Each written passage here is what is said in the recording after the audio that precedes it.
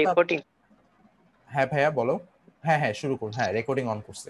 আচ্ছা, লাস্ট ক্লাসে আলোচনাটা তোমাদের যদি একটু মনে থাকে তাহলে যদি একটু খেয়াল করো, আমাদের লাস্ট ক্লাসে আসলে আলফা ডেকে বা আলফা ক্ষয় নিয়ে পড়ছিলাম আমরা। এরপর হচ্ছে আমাদের, আচ্ছা মেবি স্ক্রিন একটু কেটে গেছে, দাঁড়াও ওয়েট। হ্যাঁ এবার ঠিক আছে। সো আমরা লাস্ট ক্লাসে হচ্ছে আলফা ক্ষয় নিয়ে পড়ছিলাম, এরপর আমরা বিটা ক্ষয় স্টার্ট করছি। এবং বিটা ক্ষয়ের ভিতরে দুইটা টাইপ ছিল, একটা হচ্ছে বিটা মাইনাস ক্ষয়, একটা বিটা প্লাস ক্ষয়। বিটা মাইনাসে আমাদের ইলেকট্রন বের হয় আর বিটা প্লাসে আমাদের পজিট্রন বের হয়। এখন আমাদের গত ক্লাসে আরেকটা কথা বলছিলাম, সেটা হচ্ছে N by P ratio, neutron এবং প্রোটনের একটা রেশিওর কথা বলছিলাম। তোমরা যদি একটু, আচ্ছা একটা সেকেন্ড, তোমরা যদি এই এক্সাম্পল, তোমরা যদি এই এক্সাম্পলে একটু কার্বন আর হচ্ছে নাইট্রোজেনের নিউট্রন বাই প্রোটন রেশিওটা একটু দেখো। আমরা যদি কার্বনের ক্ষেত্রে বের করতে চাই, কার্বনের ক্ষেত্রে আমরা যদি হচ্ছে নিউট্রন বাই প্রোটন রেশিও বের করতে চাই, সো নিউট্রন হচ্ছে কার্বনের 8টা, দেন প্রোটন হচ্ছে 6টা। সো এটার ভ্যালুটা আসবে আমাদের 8/6 আসবে হচ্ছে 1.33। এটা হচ্ছে আমাদের নিউট্রন বাই প্রোটন রেশিও কার্বনের ক্ষেত্রে। এখন আসে হচ্ছে আমরা নাইট্রোজেনের ক্ষেত্রে বের করি। নাইট্রোজেনের নিউট্রন হচ্ছে 7টা আর প্রোটন হচ্ছে 7টা, দেখবা হচ্ছে 1.33 থেকে 1 হয়ে গেল। অর্থাৎ আমাদের নিউট্রন বাই প্রোটন রেশিওটা কমে গেছে। নিউটন বাই প্রোটন রেশিও কমার উদ্দেশ্যটা কি, মানে কমার রিজনটা কি? তার মানে এই যে আমাদের কার্বন পরমাণুটা আসলে আমাদের স্টেবিলিটি কার্ভ, এবং গত ক্লাসে এই চিত্রটা দেখাতে পারিনি, আজকে একটু দেখো। আমাদের যে আমরা যে স্টেবিলিটি কার্ভ আঁকছি বা বেল্ট অফ স্টেবিলিটি, এগুলো নিয়ে বেশি ডিটেলসে ভাবার দরকার নাই। আমি যতটুকু দেখাচ্ছি আল্লাহর রহমতে ততটুকু দেখলেই চলবে। সো বেল্ট অফ স্টেবিলিটির উপরে অবস্থান করতেছে, তাহলে সেই পরমাণুটা উপরে অবস্থান করতেছে, সেই উপরে অবস্থান করার রিজনটা এন বাই পি এর রেশিওটা বেশি।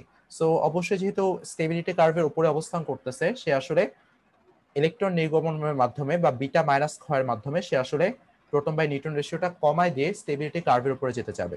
সো এই জন্যই আসলে আমাদের যেটা আসলে স্টেবিলিটি কার্ভের উপরে অবস্থান করতেছে নিউট্রন বাই প্রোটন রেশিওটা, তারা আসলে বিটা মাইনাস ক্ষয়ের মাধ্যমে স্টেবিলিটি কার্ভের উপরে অবস্থান করতে যাবে।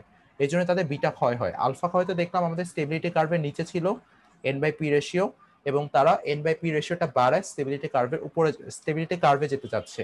ঠিক সেম ভাবে স্টেবিলিটি কার্ভের উপরে যে মৌলগুলো আছে, সেই মৌলগুলো এন বাই পি রেশিওটা কমায় স্টেবিলিটি কার্ভের উপর আসতে যাচ্ছে। এই জন্য তাদের বিটা মাইনাস ক্ষয় হচ্ছে। ঠিক সেম ভাবে বিটা প্লাস ক্ষয়তে আবার এন বাই পি রেশিওটা বাড়ে, সেটা আমরা দেখবো কিছুক্ষণের মধ্যে।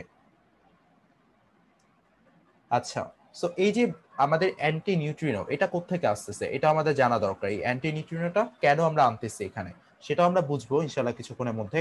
তার আগে আমরা যদি হচ্ছে একটু ইকুয়েশনটা দেখি, আমাদের ওই যে কিউ এর ইকুয়েশনটা, যে ইকুয়েশনটার কথা বলতেছে আমাদের, ধরো এটা হচ্ছে আমাদের একটা এক্স পরমাণু।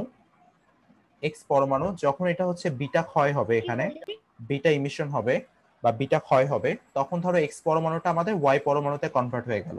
এক্স পরমাণুটা আমাদের ওয়াই পরমাণুতে কনভার্ট হলো এবং এখানে হিউজ পরিমাণ এনার্জি বের হলো।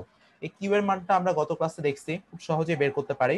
কিউ এর মানটা ছিল কি, আমাদের ছিল হচ্ছে এম এক্স, বা এম পরমাণু ভর থেকে যদি আমি ইলেকট্রনের ভর প্লাস হচ্ছে ওয়াই পরমাণুর ভরকে বিয়োগ করি, তাহলে আসলে এখানে ডেল্টা এমটা পেলাম। তারপরে কি ছিল, ডেল্টা এম সি স্কোয়ার। ওই সি স্কোয়ার পার্টটাকে আমরা অ্যাভয়েড করার জন্য আসলে আমরা দেখছি যে কিভাবে এ মিউর সাথে আমাদের মেগা ইলেকট্রন ভোল্টে কিভাবে আমরা রিলেশন দাঁড় করালাম, সেটার বেসিসে আমরা বলতে পারি এটার সাথে যদি 931.5 তে গুণ করি তাহলে আমাদের মেগা ইলেকট্রন ভোল্ট আমরা পাবো। সো এখানে অবশ্যই আমাদের ভ্যালুগুলো এ মিউতে থাকবে, এখানে আমাদের আবার কেজিতে কনভার্ট করতে যেও না, কারণ ওই পার্টটা আমরা ওখানে করে আসছি এই কাজটা। সো এখানে আমাদের ওইভাবেই প্রসেসিংটা হবে। দেন আমরা হচ্ছে মানে এমইউ, দেন ওই ইউনিট গুলো আসলে কাটাকাটি গিয়ে আমাদের ফাইনাল ইউনিটটা পাচ্ছি আমরা মেগা ইলেকট্রন ভোল্ট। সব ইউনিট কাটাকাটি চলে যাওয়ার পর ফাইনালি যেটা থাকতেছে সেটা হচ্ছে মেগা ইলেকট্রন ভোল্ট। আচ্ছা, বাট আমরা যখন ভরটাকে এখানে বসাবো অবশ্যই এমইউ তে বসাবো। এখন এখানে একটা জিনিস তোমাদের দেখার বিষয় হচ্ছে, সেটা আমাদের এই যে কিউ উৎপন্ন হলো বা শক্তিটা উৎপন্ন হলো, এই শক্তিটা আমাদের অবশ্যই ওয়াই পরমাণু পাবে, এট দ্য সেম টাইম বিটাও পাবে। বিটা কি আমাদের ইলেকট্রন। সো ওয়াই পরমাণু পাবে, এট দ্য সেম টাইম বিটাও পাবে। কে বেশি পাবে, কেউ একজন বলো তো, বিটা বেশি পাবে নাকি আমাদের ওয়াই পরমাণু বেশি পাবে গতি শক্তি হিসেবে? হ্যালো কিটা হ্যালো হ্যাঁ হ্যাঁ, বিটা বেশি পাবে। আচ্ছা, বিটা পরমাণু বেশি পাবে। এখন একটা জিনিস একটু আসো যে আসলে এখানে কেন অ্যান্টি নিউট্রিনোটা, হ্যাঁ বলো ভাইয়া কিছু বলতেছো? হ্যালো আচ্ছা, ভুলে মেবি মাইক্রোফোন অন হয়ে গেছিল। তাহলে আমাদের যে গতিশক্তিটা উৎপন্ন হচ্ছে সেই গতিশক্তির কিছু অংশ না, ম্যাক্সিমাম অংশে আমাদের বিটা পাবে, কিছু অংশ পাবে হচ্ছে আমাদের ওয়াই পরমাণু। সো আমরা এখন একটু একটা এক্সাম্পল দেখি, যে এক্সাম্পলটা কিরকম, যে আসলে ভিতরে কাহিনীটা কি হচ্ছে। এক্সাম্পলে ধরো আমাদের কিউ হচ্ছে টোটাল 5 মেগা ইলেকট্রন ভোল্ট উৎপন্ন হলো। কিউ আমাদের টোটাল 5 মেগা ইলেকট্রন ভোল্ট উৎপন্ন হলো। এক্সপেরিমেন্টালি দেখা গেছে যে আমাদের আচ্ছা, কারো মেবি মাইক্রোফোন টার্ন অন হয়ে যাচ্ছে। আচ্ছা, এখন তো আবার ঠিক আছে। এক্সপেরিমেন্টে দেখা গেছে আমাদের যে বিটা পার্টিকেল ছিল, সেই বিটা পার্টিকেল হচ্ছে পরিবর্তনশীল শক্তি অ্যাবসর্ব করে। মানে এই গতিশক্তির মানটা যে বিটা পার্টিকেল, এটা এক একবার এক এক রকম হয়। ধরলাম ফার্স্ট কেজে কি হলো, বিটা পার্টিকেলটা হচ্ছে আমাদের 3 মেগা ইলেকট্রন ভোল্ট একসেপ্ট করলো। আর আমাদের ওয়াই একসেপ্ট করলো, ওয়াই পরমাণু একসেপ্ট করলো মাত্র হচ্ছে 0.1 মেগা ইলেকট্রন ভোল্ট। তাহলে বাকি শক্তিটা কই গেল? সেই শক্তিটাও তো কোনো একটা পার্টিকেল একসেপ্ট করবে, ঠিক না? কারণ শক্তির সংরক্ষণশীলতা অনুযায়ী আমাদের যে 5 মেগা ইলেকট্রন ভোল্ট, সেই 5 মেগা ইলেকট্রন ভোল্টটা বিটা এবং কিউ এর ভিতরে সমানভাবে ডিস্ট্রিবিউট হওয়ার কথা ছিল, বাট এখানে কিন্তু হচ্ছে না। এখানে বেশ কিছু কমপ্লিকেশন আছে। একটা হচ্ছে বিটা পরিবর্তনশীল এনার্জি গ্রহণ করে, মানে এক একবার বিটা এক এক রকম এনার্জি একসেপ্ট করে। সো সেকেন্ড ক্ষেত্রে ধরো বিটা বিটা একসেপ্ট করলো আসলে 4 মেগা ইলেকট্রন ভোল্ট। সেকেন্ড ক্ষেত্রে বিটা আসলে 4 মেগা ইলেকট্রন ভোল্ট একসেপ্ট করলো, এবং কিউআই আগের মতোই 0.1 মেগা ইলেকট্রন ভোল্ট একসেপ্ট করলো। স্টিল কিন্তু আমাদের এই দুটো এনার্জির যোগফলটা সমান না। 3 মেগা ইলেকট্রন ভোল্ট আর 0.1 মেগা ইলেকট্রন ভোল্ট কিন্তু 5 মেগা ইলেকট্রন ভোল্টের সমান না। তাহলে বাকি এনার্জিটা কই গেল? এটা নিয়ে একটা কনফিউশন আসে। এইটার নিয়ে সায়েন্টিস্টরা অনেক ওয়ারিড ছিল সবাই। এবং এই যে অ্যান্টি নিউট্রিনের যে বিষয়টা, সেটা প্রথমে পাউলি প্রপোজ করে।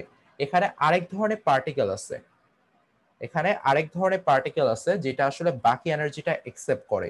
সেই পার্টিকেলটার নাম অ্যান্টি নিউট্রিনো, এবং এটা প্রথম পাউলি এই প্রস্তাবটা দেয়।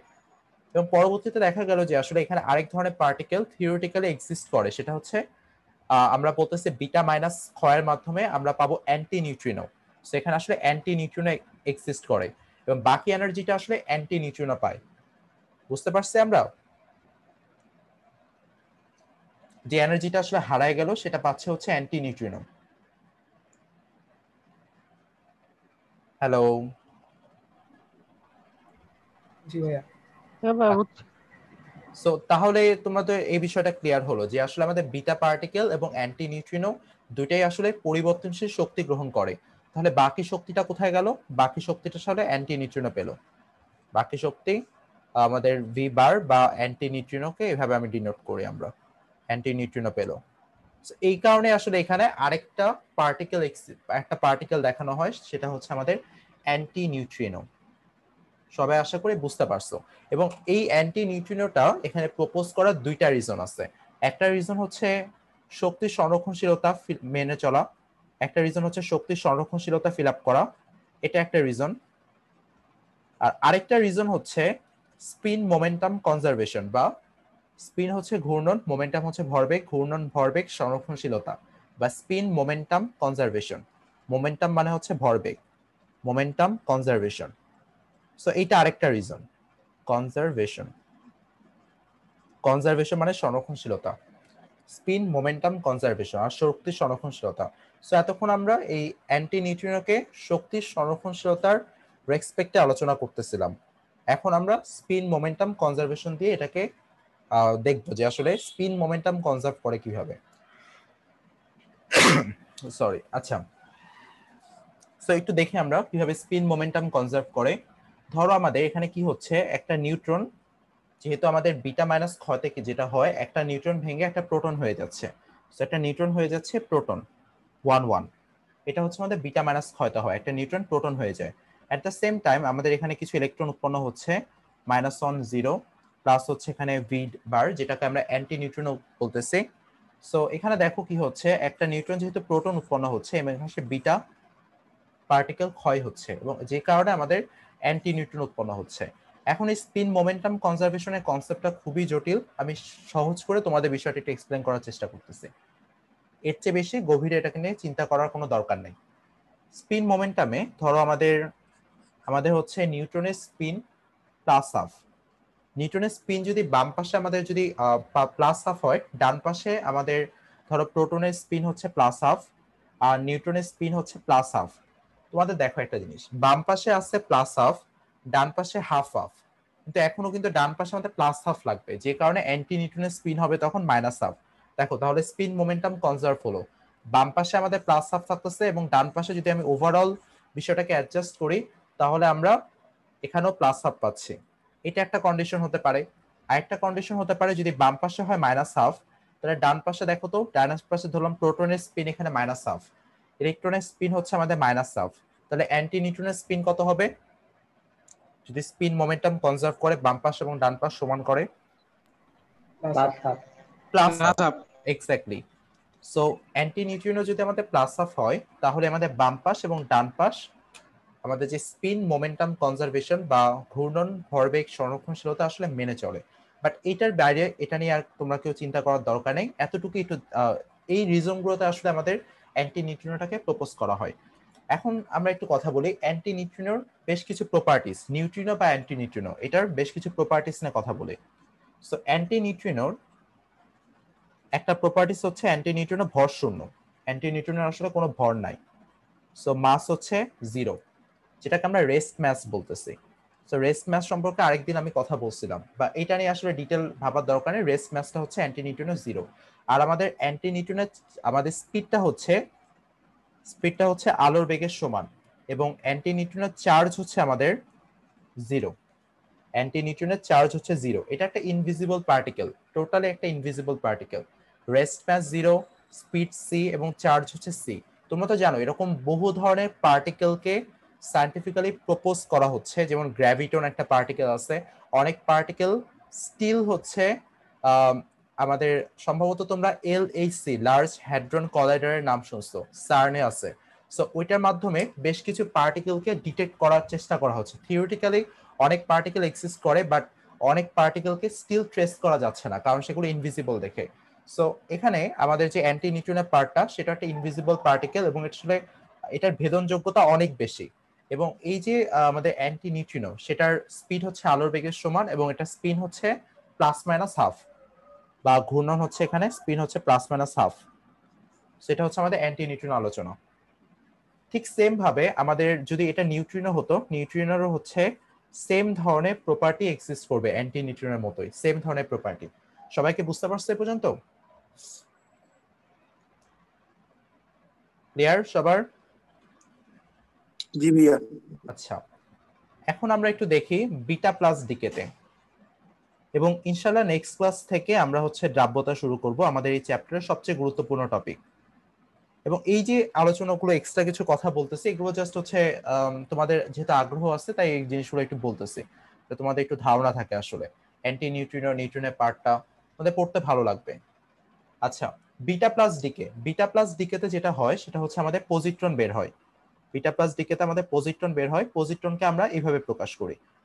সো এটা হচ্ছে আমাদের পজিট্রন, যাকে আমরা এইভাবে লিখতে পারি বিটা প্লাস ওয়ান জিরো, সেভাবে লিখতে পারি। এবং পজিট্রনের ক্ষেত্রে আমাদের ম্যাস জিরো, মানে ক্লোজ টু জিরো, মানে ম্যাস ইলেকট্রনের ম্যাসটা কিন্তু আসলে আমরা ওইভাবে কনসিডার করি না, ইলেকট্রনের ম্যাস এত ছোট যে আসলে আমরা কাইন্ড অফ জিরোর মতো করেই কনসিডার করি, ইলেকট্রনের ভর আসলে এত ছোট। এবং এটার যে চার্জ বা এটা যে আধান সেটা আসলে প্লাস ই, মানে প্লাস ই দ্বারা তো তোমরা বুঝতে পারতেছো এটার আধান হচ্ছে প্লাস 1.6 ইনটু 10⁻⁻⁹ কুলম। সো এটার ক্ষেত্রে জেনারেল ইকুয়েশন কি হতে পারে বিটা প্লাস ডিকেতে? সো বিটা প্লাস ডিকেতে যেহেতু আমাদের পজিট্রন বের হয় তাহলে এখানে আসলে ধরো এক্স পরমাণু জেড এবং এ হচ্ছে আমাদের ভর সংখ্যা, জেড হচ্ছে পারমাণবিক সংখ্যা। এখান থেকে যদি আমাদের একটা পজিট্রন বের হয়ে যায়, সো এখান থেকে যদি আমাদের একটা পজিট্রন বের হয় তাহলে দেখো তো এখানে যে আমাদের ওয়াই পরমাণু থাকবে সেই ওয়াই পরমাণুর এ এবং জেড এর মানটা কি হয়েছে বলো তো আমাকে, এর মানটা কি হবে? এর মানটা এই হবে থাকবে আর এর জেড মানটা এই হবে থাকবে। Z plus one. না, Z minus one, Z minus one হলে তো Z minus one plus one Z পাচ্ছি আমরা। সো ওয়াই এর ক্ষেত্রে জেড এর ভ্যালুটা হবে জেড মাইনাস ওয়ান। আর এখানে যেহেতু আমাদের পজিট্রন দিকে হচ্ছে পজিট্রন বের হয়ে যাচ্ছে, তাই এখানে আমরা নিউট্রিনো পাবো। জাস্ট নিউট্রিনো অ্যান্টি নিউট্রিনো দুইটা ডিফারেন্ট পার্সপেক্টিভ থেকে ইউজ করা হয়। অ্যান্টি নিউট্রিনো যখন আমাদের বিটা মাইনাস দিকে হবে অর্থাৎ ইলেকট্রন বের হয়ে যাবে, আর নিউট্রিনো যখন আমাদের বিটা প্লাস ডিকে হবে, অর্থাৎ পজিট্রন বের হয়ে যাবে, সো এটাকে বলতেছি আমরা নিউট্রিনো। এবং এখানে আমাদের হিউজ একটা এনার্জি উৎপন্ন হবে। এখন একটা এক্সাম্পলে আসি। সো এক্সাম্পলে ধরো আমাদের নাইট্রোজেন থেকে যদি আমাদের, এটা হচ্ছে নাইট্রোজেন একটা আইসোটপ, তাই হচ্ছে আমাদের নিউট্রন সংখ্যাটা ডিফারেন্ট। সো নাইট্রোজেনের ক্ষেত্রে যদি আমাদের একটা কি হয়, নাইট্রোজেনের ক্ষেত্রে যদি আমাদের একটা পজিট্রন বের হয়ে যায়, অর্থাৎ আমরা যদি পজিট্রনকে আঁকি এখানে, দেন কেউ একজন বলো তো এটা আসলে কোন পরমাণু সৃষ্টি করবে? যদি beta plus, carbon. Exactly carbon সৃষ্টি করবে।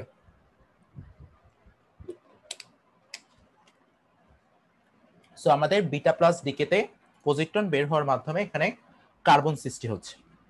সো কার্বন যদি আমরা লিখি, সো এটা হচ্ছে আমাদের কার্বন। প্লাস হচ্ছে আমাদের কি উৎপন্ন হবে? নিউট্রিনো উৎপন্ন হবে এবং আমাদের এনার্জি উৎপন্ন হবে। তাহলে বিটা প্লাস ডিকের মাধ্যমে কি হয়? নিউট্রন প্রোটন হয় নাকি প্রোটন নিউট্রন হয়? কে একজন বলো তো, কি দেখে, এটা দেখে কি বুঝতেছো যে প্রোটন নিউট্রন হচ্ছে নাকি নিউট্রন প্রোটন হচ্ছে? যদি বুঝতে প্রবলেম হয় একটু দেখো, আমরা এখানে বলতে পারি প্রোটন প্রোটন নিউট্রন। নিউট্রন হচ্ছে। প্রোটন নিউট্রন হচ্ছে। তো এখানে একটু দেখি আমরা এই পরমাণু ক্ষেত্রে আমরা নিউট্রনের সংখ্যা কত বলতে পারি। এখানে আসলে 5টা নিউট্রন আছে আর 7টা প্রোটন আছে। আচ্ছা, সেকেন্ড কেসে কার্বনের ক্ষেত্রে কি হচ্ছে? কার্বন আসলে 6টা প্রোটন নিউট্রন হচ্ছে আর 6টা প্রোটন। তার মানে কি হচ্ছে এখানে দেখো তো, এখানে আসলে একটা প্রোটন কি হচ্ছে, নিউট্রনে কনভার্ট হয়ে যাচ্ছে, তে 6টা প্রোটন হয়ে যাচ্ছে, দেন একটা নিউট্রন বেড়ে 6টা নিউট্রন হয়ে যাচ্ছে। সো আশা করি বুঝতে পারছো। বিটা প্লাস ডিকেতে আরেকটা এক্সেলেন্ট একটা অবজারভেশন আছে, যেটা আমি কিছুক্ষণের মধ্যে তোমাদের দেখাচ্ছি।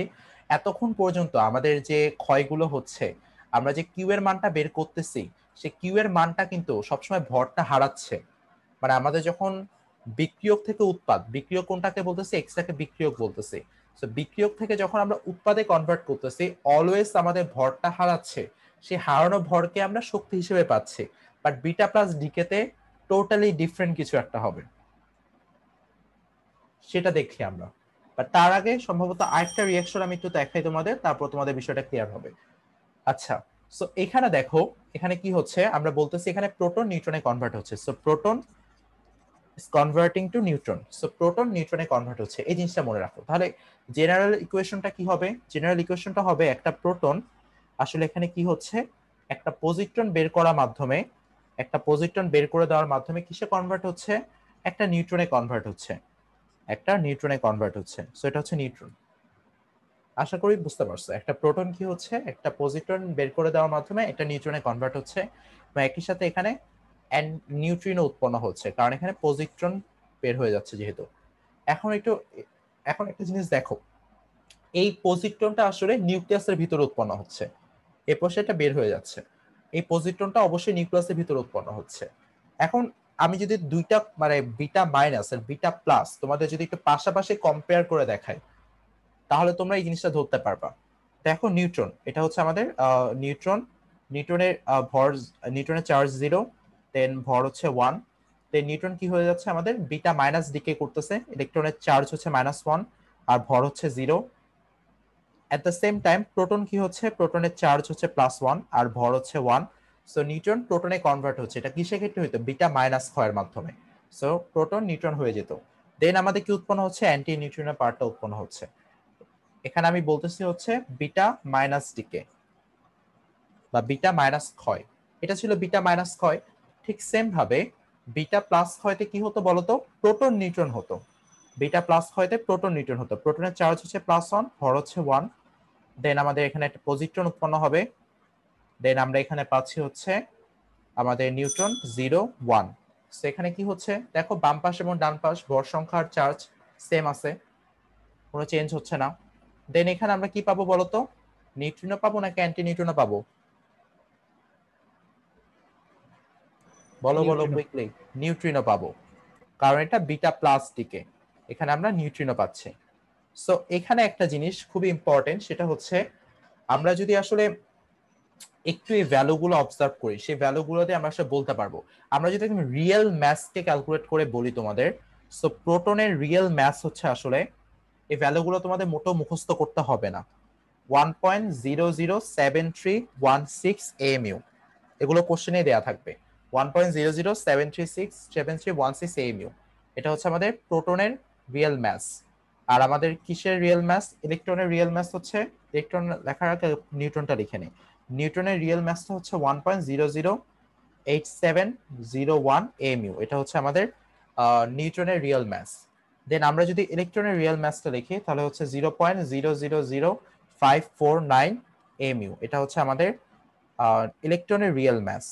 সো এই রিয়েল ম্যাসের বেসিসে বা রিয়েল ভর, প্রকৃত ভর, সো এই প্রকৃত ভরের বেসিসে আমরা যদি আসলে কিউ এর মানটা বের করতে চাই তাহলে তোমরা একটু পার্থক্যটা টের পাবা। সো একটু দেখো এখানে নিউটনের ক্ষেত্রে কি হচ্ছে। নিউটনের ক্ষেত্রে আমরা যদি কিউ এর মানটা বের করি তাহলে এখানে পাচ্ছি, এখানে অবশ্যই নিউটনের ভর যেটাকে আমি এন এন দ্বারা বুঝাচ্ছি। দেন এখানে কি থাকবে? প্রোটনের ভর প্লাস হচ্ছে আমাদের ইলেকট্রনের ভর। তোমাদের কাছে যদি হাতের কাছে যদি ক্যালকুলেটর থাকে তোমরা দেখবা যে এটা একটা কি ভ্যালু দিবে? পজিটিভ ভ্যালু দিবে। এটা কি ভ্যালু দিবে? পজিটিভ ভ্যালু দিবে। তোমাদের যদি ক্যালকুলেটর থাকে একটু দেখো, দেখে আমাকে জানাতে পারো যে আসলে এম এন এর ভর থেকে যদি তুমি প্রোটন এবং নিউট্রনের ভরটাকে যদি বিয়োগ করো তাহলে এটা একটা পজিটিভ ভ্যালু দিবে। তার তার জিনিসটা কি বোঝাচ্ছে তাহলে? তাহলে জিনিসটা বোঝাচ্ছে এখানে আসলে এইটার ভর কিছুটা কম, যে কিছু ভর হারায় যাচ্ছে যেটা আসলে আমাদের শক্তি উৎপন্ন করতেছে। তার মানে এখানে আসলে ভর কমে যাচ্ছে। বুঝতে পারছো সবাই? এটা ভর কমে যাচ্ছে না, এটা ইন্ডিকেট করে না যে ভর কমে যাচ্ছে, ভর হ্রাস? বলো তো সবাই। জি ভাইয়া। আচ্ছা একটা সেকেন্ড।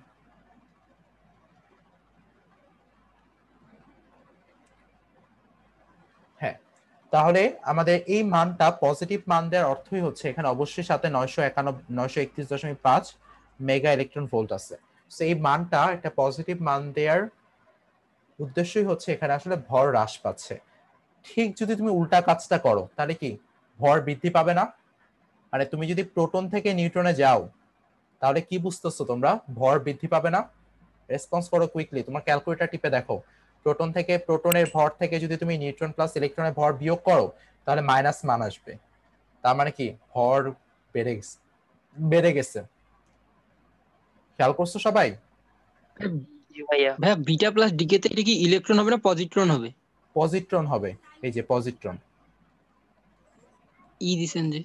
না, ই দ্বারা এটাকে রিপ্রেজেন্ট করা হয়। ই দ্বারা রিপ্রেজেন্ট করা হয়, জাস্ট চার্জটা এখানে +1 হবে আর ইলেকট্রনের চার্জটা হবে -1। এটা কি ই দ্বারা রিপ্রেজেন্ট করা হয়। আচ্ছা ভাইয়া। আচ্ছা, সো এখানে কি হবে? একটু অদ্ভুত ফেনোমেনা। সো এখানে আসলে ভর বেড়ে যাবে, ভর বৃদ্ধি হবে। আচ্ছা, তাহলে এখন তোমাদের কাছে কোশ্চেন, ভর হ্রাসের বিষয়টা বুঝলাম যে ভর এখানে হ্রাস পেল, তার মানে কিছু পরিমাণ শক্তি এখানে, যে ভরটা হারায় গেল সেই হারায় যাওয়া ভরটা আমরা শক্তি হিসেবে পাচ্ছি। তাহলে এখানে ভর বৃদ্ধি পেল, তার মানে কি হইতে পারে এখানে আসলে বলো তো? ভর বৃদ্ধি পাইতে, ভর যখন হ্রাস পাইছে তখন আসলে শক্তি হারাইছে, যেটাকে বলতেছে আমি এনার্জি রিলিজ করছে বা শক্তি হারায় ফেলছে। ভাইয়া শক্তি শোষণ হইতে পারেটাই। শক্তি শোষণ করছে, এক্স্যাক্টলি। সো যেখানে হচ্ছে ভর বৃদ্ধির মতো ঘটনা ঘটছে সেখানে শক্তি শোষণ করছে। এই শক্তিটা পেলো কই? এটা তো আমরা দেই নাই। সো এই শক্তিটা সে পেলো কই?